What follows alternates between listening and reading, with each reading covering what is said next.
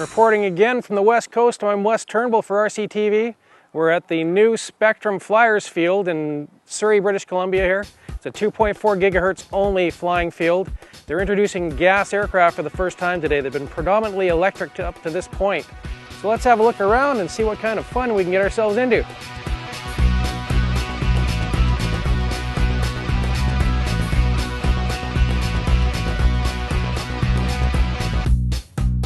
All right, so we're with Scott Esplin today, and he is the president of the Spectrum Fliers here in Surrey. This is a new field. It started off 2.4 gigahertz only and electric. Can you tell us a little bit of how this all originated? I found the field a long time ago, it was rejected for various reasons from another club.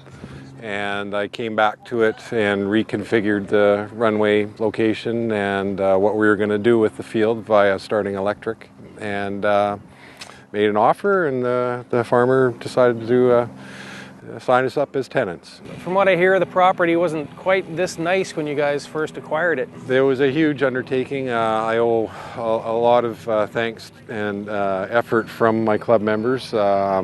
This place was basically a fairly big mess to clean up, and a lot of grass to mow and get down to this length. And I owe a lot to my neighbors that helped me out with some machinery, and my landlord, Louis Yip, for bringing us here.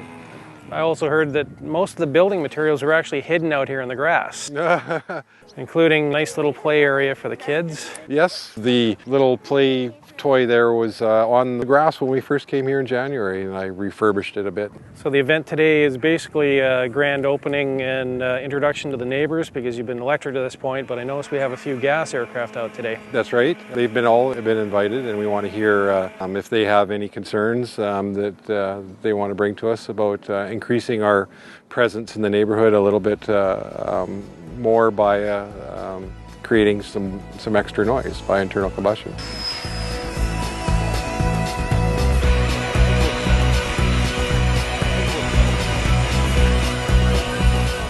Nice day today with something a CD never has control of, and it's cooperating for sure.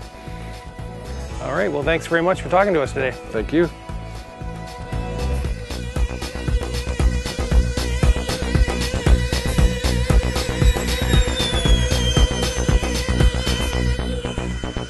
Well, if you're going to call it a toy, it's a $6,000 machine. These things are not toys. They're a lot harder to fly than a real plane. I am a full-scale pilot. I'm going to tell you right now, these things are a lot more difficult to operate than a real plane. They cost a lot of money, they crash, if they hit somebody, they will kill somebody. You have to know what you're doing. It's not a toy.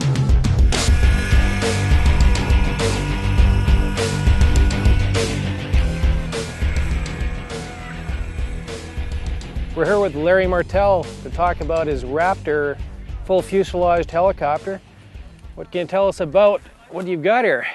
Well, it's a Hughes MD Defender, military defender. They used it in Vietnam as an anti-tank. Inside the fuselage is a Raptor 90, as a YS90, heading hole gyro, 700 millimeter blades. So you got some interesting camouflage going on in this aircraft as well. If you look close at some of the pictures, there's a silhouette of a lady, which was common in the Vietnam War. They used to paint little pictures in the silhouette, and on the other side is a picture of a cobra. This is the radar screen they used, and it just rotates. It is on a servo, and it does rotate. One day I'm thinking of putting a camera in there. I've been flying helis for about 12 years, and this was my second attempt at Something scale, yeah.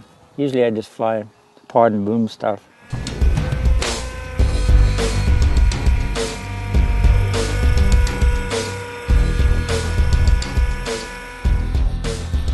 How many hours did you put into putting this together? It took about 300 hours, mostly because the fuselage wasn't designed for a Raptor, so there was a whole bunch of mods we had to do to get it mounted, and then trying to get the camera on the front to rotate.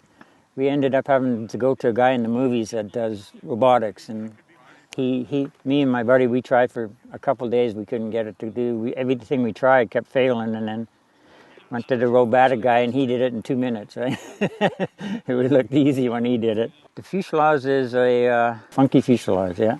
And it was designed for a Sentry helicopter. It's big enough that you can stick anything in there. Pretty big size. It's a 60 size fuselage, and 90 fits in there perfect. Well, thanks a lot for telling us all about it. You're welcome.